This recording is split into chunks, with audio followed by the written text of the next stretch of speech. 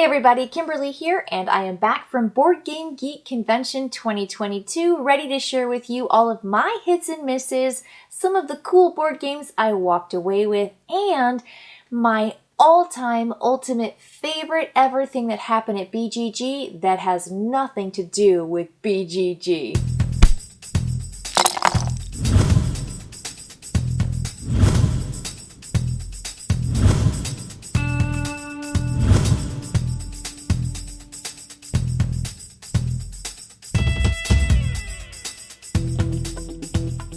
To start off, I just want to say, wow, it's just wonderful to be in person and to see old friends, to make new friends, and to just kind of meet up with people I only get to see when I go to these conventions because we live all over the world. So that's just fun. That's an exciting part of going to conventions, and I really do like that. Now, a couple other things is that I got some games. This is when you go to BGG, they always give you some games. So I got the Where Words Hidden Identity Word Game Deluxe Edition. I have the base game, so yay. I love taking a couple copies to school, and I keep several copies of the games that I use in my classroom, so I think this is going to pop right into my bookshelf at my college office, which is great. So Deluxe Edition. I like this game because it's kind of like that 20 questions word game, and it's really fast. The app runs it, and it's just a really nice kind of clever deduction game that has a lot of social aspects to it. So I like this game. I'm excited. I don't mind getting a second copy. Like I said, I actually have 3 copies of Concept. I lugged 2 of them around all day today on campus. So I love having multiple copies of great games that I use. The other one is Switching Tracks. This is a biggie. It says crisscross the U.S. by train picking up and delivering goods. Ooh, wow. Pick up and deliver. I like pick up and deliver just fine. So I haven't played this. I know nothing about it, but it'll get played. So this is the second game. So Lewis gets one and I get one. So those are the games that we got for free just for going to Board Game Geek. And as you can tell, I have my badge on. Now I'm going to take it off because badges are kind of the worst part of going to a convention, because every time you stand up and you lean forward to do something on the board, your badge just clears a swath. It just clears this path of all the resources and goods and bits on game boards. So, you know, wish we could do that and not actually have to wear badges, but I get it. So badge be gone. I don't have that anymore. So I want to move on to my hits and misses, and I'm just going to go Wednesday, Thursday, Friday, Saturday, and pick out just a couple of each because I categorize all of my games by days and by plays. So what I'll do is include a comprehensive list of all the games that I played and the days I played them in the description below so you can check out every single game that I played. Starting Wednesday, I'm going to say that my 2 favorites, my 2 hits, I really didn't see coming, and they are picks from my husband Lewis. And so he said, I really want to try Stroganov, and I would also like to try Oltree. And I thought, sure, let's just play a game. I like playing some hardier games. And so Stroganov was definitely one of those hardier games. And we sat down for a couple hours and played through it. I will certainly say it's not a 45-minute game. If you can play it under an hour, then wow, you've got a really fantastic, fast group. But everyone that was in my group was learning it for the first time, and we definitely spent some time with it. So in Stroganov, players have this interesting path that they can take as they move along into kind of not more treacherous territory, but just new territory. And along the way, they are crossing through areas that have animals that they can hunt and they can collect. They also are seeing sights and activating really cool spaces.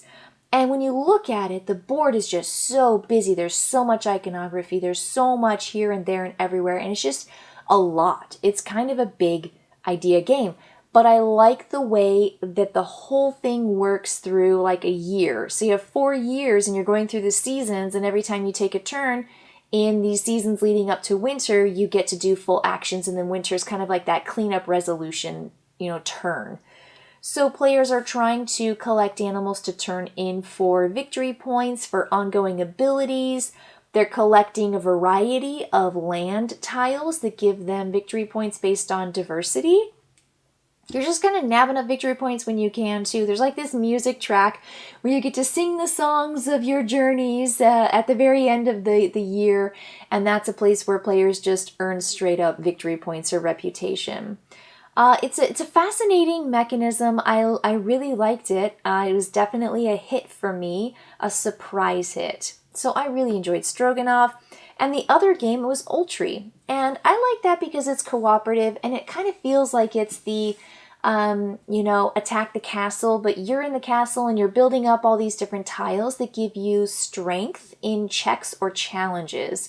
And there are a variety of different kinds of checks you can make. Players, of course, have a character that allows them to have one special unique ability, and it also gives them that strength bonus in one of those checks. So players are going to run out and solve problems in the perimeter of the castle. They're going to build buildings that really help their, collective strength. And they're going to read little story cards to each other. And so I really enjoyed the kind of storytelling mechanism of Oltree. It was nice and fun. The opening kind of challenge was really straightforward and simple, kind of gave you the idea of the game and how it worked, so that you can play later scenarios and things can get a little bit harder, more challenging, maybe more interesting by adding new components or elements. So as a cooperative storytelling, protect the castle kind of game where you have goals that you have to achieve and hopefully defeat the big baddie at the end. Really, really fun. I enjoyed it quite a bit. A couple of my misses were the Great American Male Race and Gartenbau. So the reasons that those kind of fell a little flat for me, the first one was the Great American Male Race had a feature that I thought kind of made the game not as enjoyable or fun or strategic, and it was the fact that you could steal cubes or mail from other trucks as you drive past them. And I found that to be wholly unengaging, as you plan a whole route and it's all about pick up and deliver these letters and packages from one place to the other, and it's all on a little card that you can do dry erase board with a write, or you can just do pencil on the paper. But it kind of broke for me because I thought, oh my gosh, I could do this whole planning and I could just drive by and end up near someone. They could drive into my space and steal my cube and then just walk off with it. And it just kind of messes everything up. It seems a little weird that you can help each other out, which was the concept behind stealing cubes. Instead of stealing, you were assisting your fellow mail carriers, but you're all playing competitively. So you're not helping, you're not assisting, you're just stealing. So for me, that kind of went, I wasn't sure I liked that, and it was just maybe a little bit too of a simplistic game for me. The other one was Gartenbau, and I really, really wanted to try it back at Gen Con, and I wasn't able to.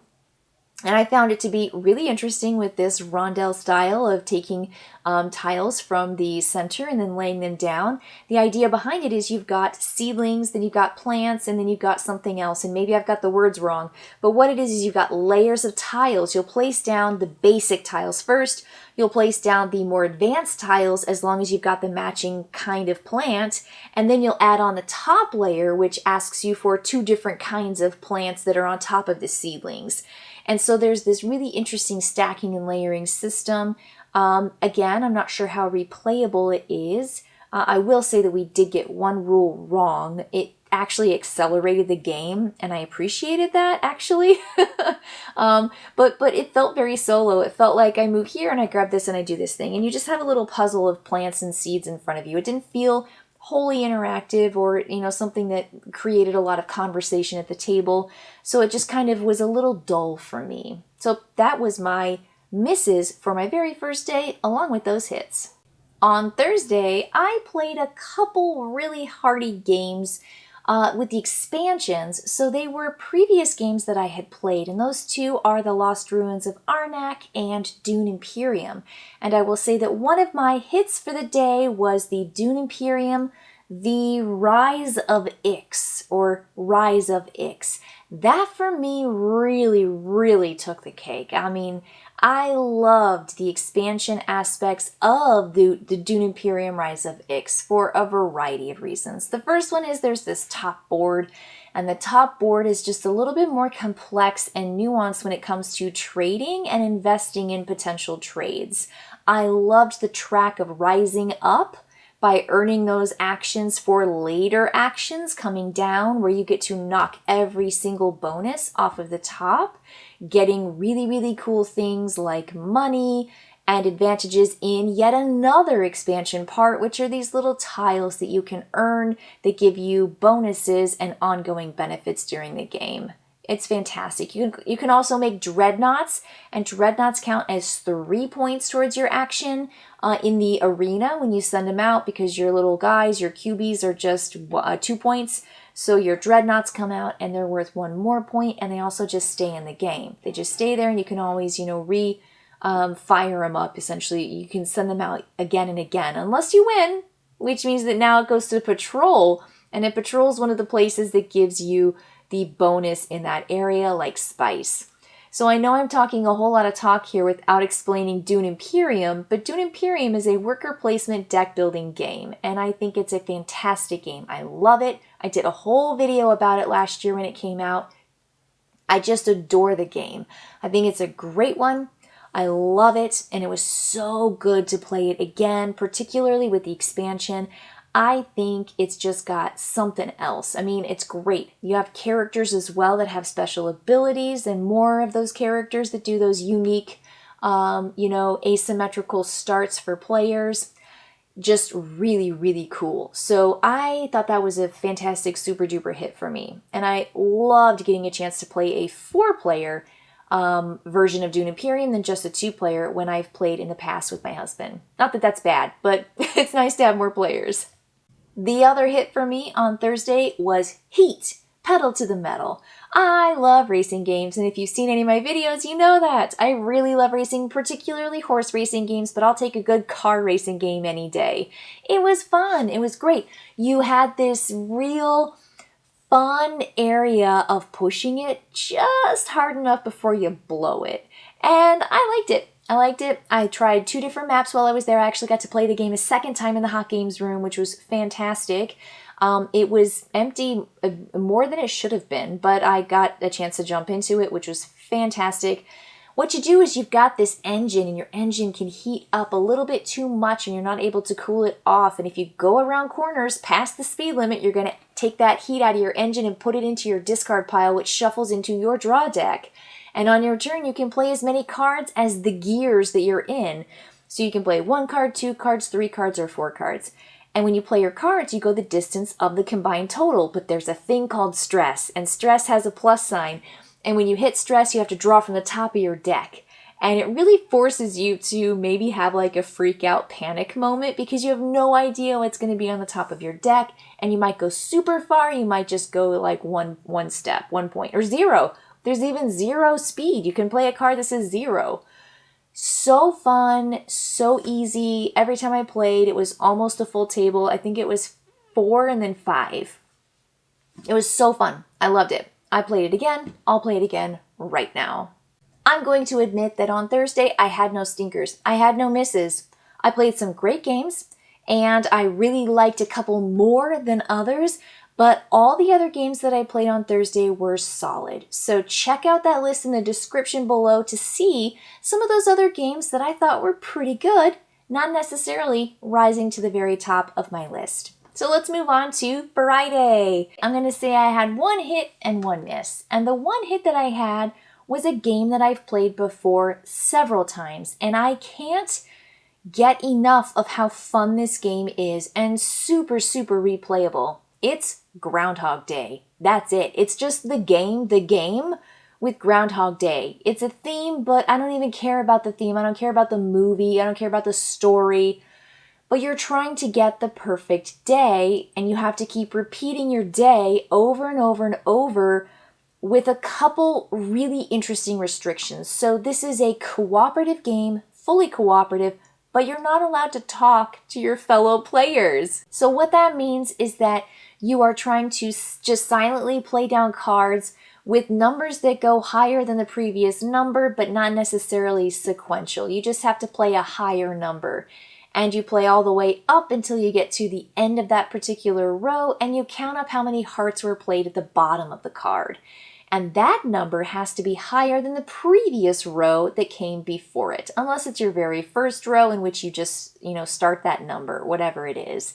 And so you're trying to slough off low cards, but also play so that you're playing higher, but it's a collective effort and you don't know what your other players have in their hand. And it's just fun. It's just fun. I love it.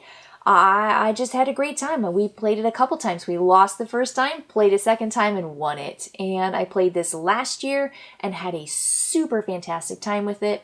So I think Groundhog Day is just a great game. And that was my win for Friday. And I have to say, I played a handful of games, and I was underwhelmed by a lot of games on Friday. But what I will say is that there was a stinker for me, and it was kind of a surprise. I didn't expect to dislike this game, and it's not that I actively hated it by any stretch, but it was a real miss for me. Cat in the Box. Cat in the Box, I think has a really, really wonderful idea. The concept is kind of like the Schrodinger's cat. You've got a cat and you don't know if the cat's alive or dead inside the box until you open it. Well, in this case, you have a set of cards and they don't have suits until you play it down into a card that you have in front of you. And it could be then a red suit, a blue suit, a green suit, or a yellow suit. And that means that you have your cards 1 to 9, and there also is a trump suit, which is red. And so it has trick-taking, obviously, at its heart, and I love trick-taking. But every time I played, I felt like I'd rather just play the crew. And I think the crew does trick-taking with a cooperative focus, with the cooperative means of winning, and I found that to be so pleasurable, so enjoyable, that I don't know if I want to play any other trick-taking game aside from the crew ever. I'm not sure. I mean, clearly, who knows what's going to happen? Who knows what game is going to be designed in the future that really takes that spot for me?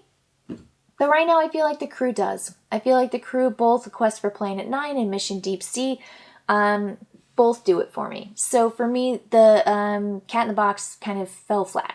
Now, there were 2 games that I had a very, very fun time playing on Friday, but I'm not sure if I would play them all the time or if I would maybe play them again, if you know what I mean.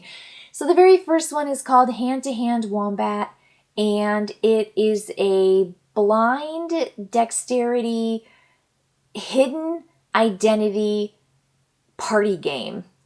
So players are given identities, whether they're on the good team or the bad team, or maybe the confused team, and there are even more complex or advanced identities that you could play with.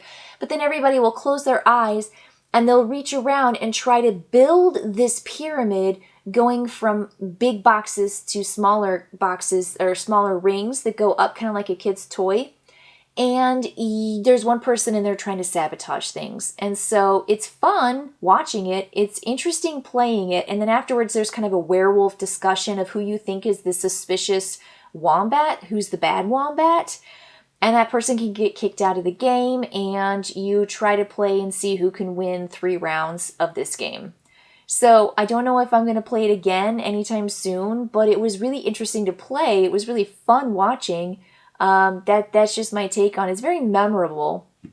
And then the other game that I played is called Family Ties or Familia Bande, and it's interesting because you are trying to create these pairs of people who have the next generation of kids who marry and then pair up and have the next generation of kids, the next generation, the next generation. And you want to kind of clans style make one particular trait score more and more and more than the other traits. And so you've got a secret trait that you're looking for, like let's say big lips or red hair or big noses or bad vision.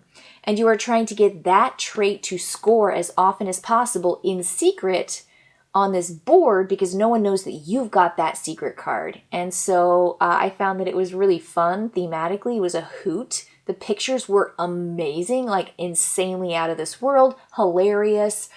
But it really deals, what you are dealt is kind of what you get to play. And if you never draw the cards that is your trait, you can't activate or trigger your trait. So I found it to be a little restrictive when it came to just the luck of the draw. But it sure is fun to watch, and it's really, really fun to just look at. So those were two memorable games, but again, not sure if and when those games will ever be coming out or even enter this basement. Moving on to Saturday, I have to say I had some real winners on Saturday. I mean, I'm going to mention more of the games that I just really liked and not necessarily emphasize any misses because there were too many hits. So the very first hit for me was Rear Window. Rear Window is like Mysterium, where one player is behind a board and they are giving picture clues to all of the people in the game, and the other people are working together to figure out what kind of message this person is giving. And it really feels a lot like the film Rear Window, which is what it's clearly, the intellectual property that it's mimicking or mirroring with the characters and the locations and peeping into people's windows and stuff. And so you're trying to figure out, is there a murdered person? Or is your mind just playing tricks on you and you just have to identify all the different characters and their traits and where they are inside of this building. And you get 4 rounds to get clues and to guess at the end to get 8, which is all 4 with both of their traits. And it's a fun cooperative game. I played back-to-back and both games were highly enjoyable, but I'm not sure about the replayability. I feel like the game is just 1 or 2 or 3 times, maybe you testing it out as the clue giver. And then after that, I feel like the game, especially with the really small deck of cards for the picture clues, is kind of depleted. But it's fun and you should play it. And I think it's just a good, solid game. So I really liked Rear Window.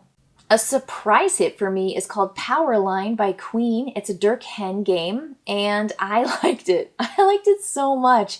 You're creating these power grids by selecting the dice in from left to right or right to left, and you're putting them into these power lines that have random numbers, pips on a 6-sided die, 1 to 6, on your turn. And however many dice you use from the ones rolled that match in color and that have a number, you just take off one of those energy tokens, and you're not allowed to take anything past the amount that's listed. So once you run out of your 6 energy tokens, which are the energy tokens under the I used 6 of the dice, which there were only 6, you're not allowed to take 6 dice anymore. You're only allowed to activate 5 dice, or 4 dice, or 3 dice, or 2 or 1. Yes. And it's just a really interesting system of making sure you activate only 3 power lines during the active turn, getting those numbers to line up and go number, and you finish a power line,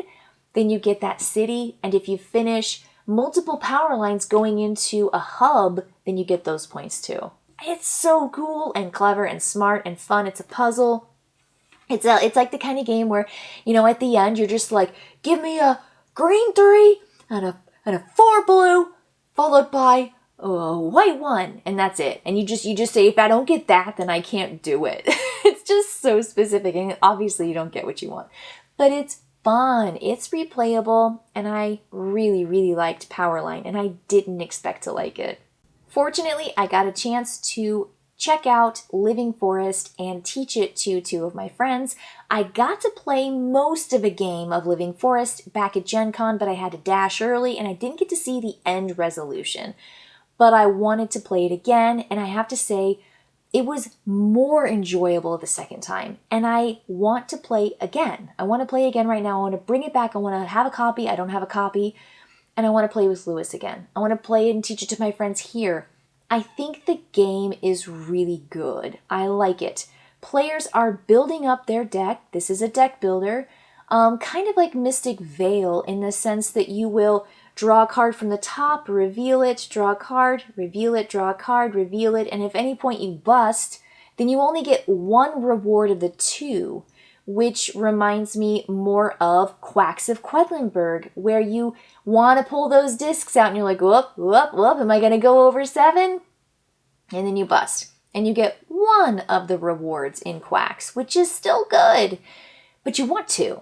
You want to get 2. You want to activate 2 different actions.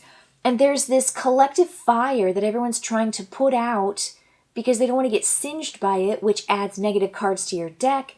But you also are trying to build trees, which is one way to activate the end of the game by getting 12 unique trees. You also want to get 12 fire tokens, or you want to get 12 lotus flowers on your cards on a display after you've played all your cards out. And that's it. There are 3 different ways to win the game or to trigger the end of the game to hopefully win. And I like it. I like that there are so many routes to get there, and there's so cute animal cards that you add to your deck and you build up. It's lovely. It's beautiful. It makes sense. I love it. I really, really do.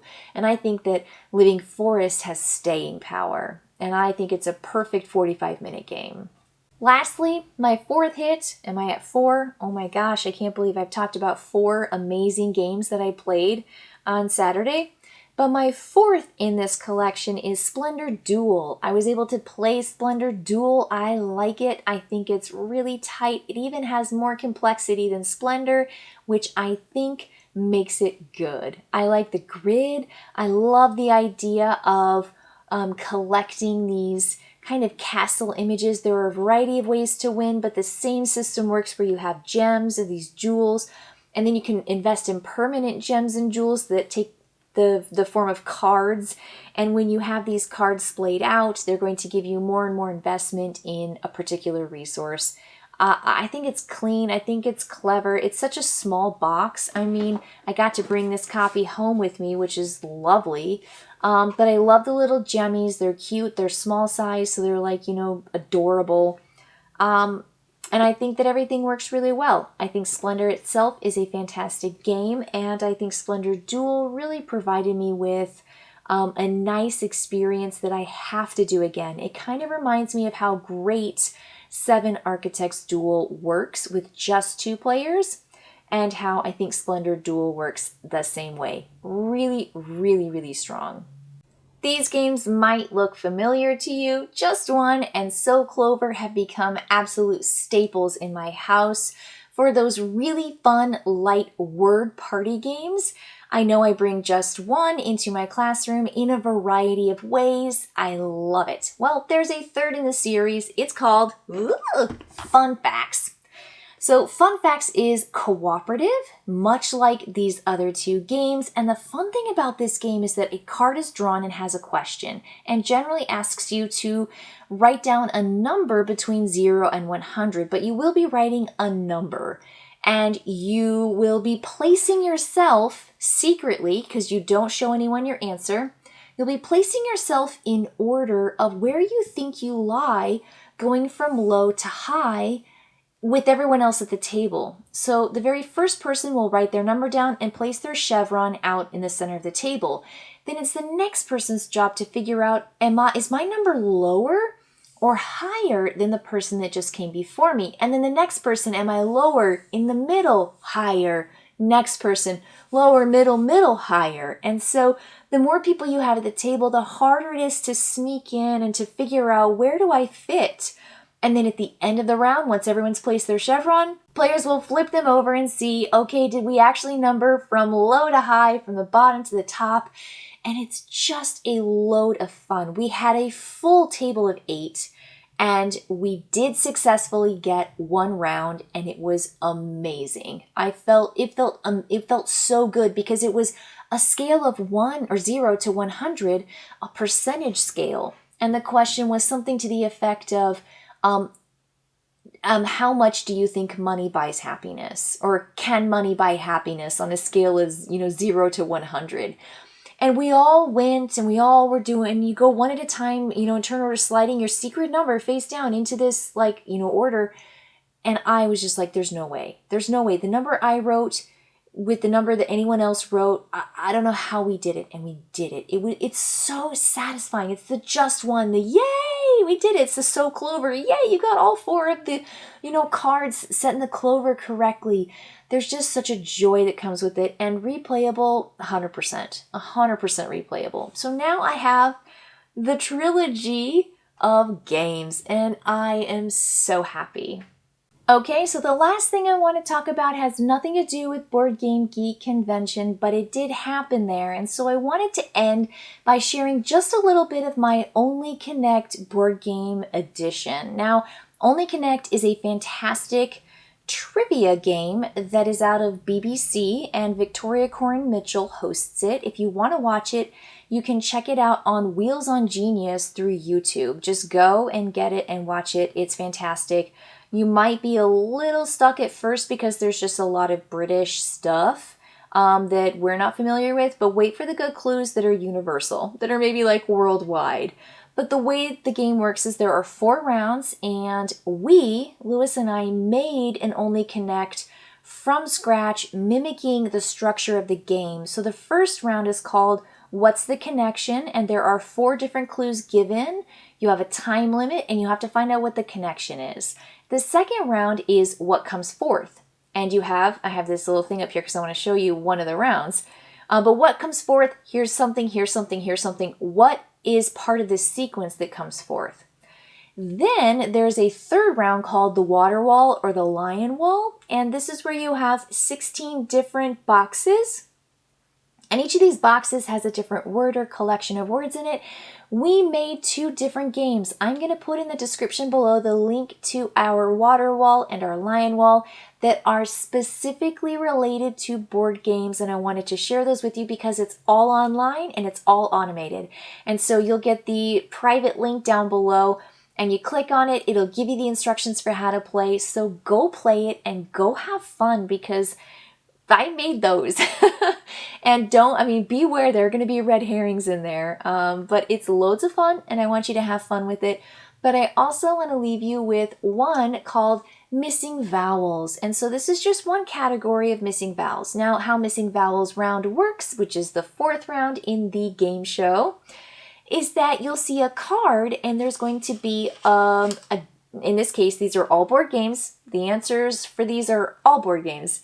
You're going to see this clue, and it's going to have the name of the board game without the vowels. And the gaps are not going to be in the right spaces. And so what your job is you have to look at the clue, and you have to buzz in. That's my beep. That's Lewis's beep. We had 2 teams that were competing against each other. And you have to buzz in, and whoever buzzes in first gets to have priority on saying what they think the answer is. So this is one little round of many rounds. I think we did like 5 or 6 rounds of Missing Vowels.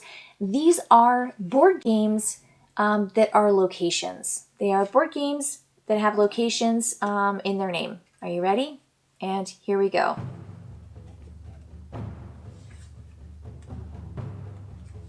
Did you get it yet? Oh yeah, that's good. Already mentioned in the video. Oh, such a good game. One of the first games I ever played. Oh, nice. Yeah. Nice, nice, right? Did you get it yet? Oh, it's so good.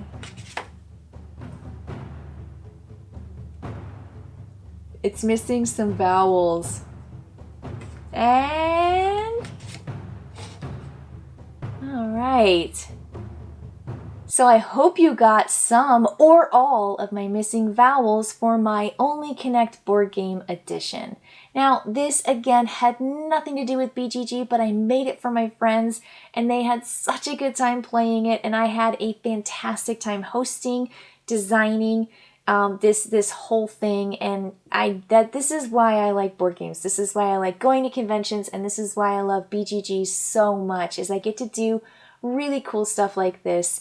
So hopefully in the future I can continue sharing my puzzles with you, and you will just keep trying them. As long as you check them out and you love them, I will keep sharing all these fun bits with you.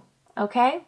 Well, thank you so much for joining me for all the hits and misses and fun, weird things that I did at Board Game Geek Convention 2022. I'll see you later, everybody.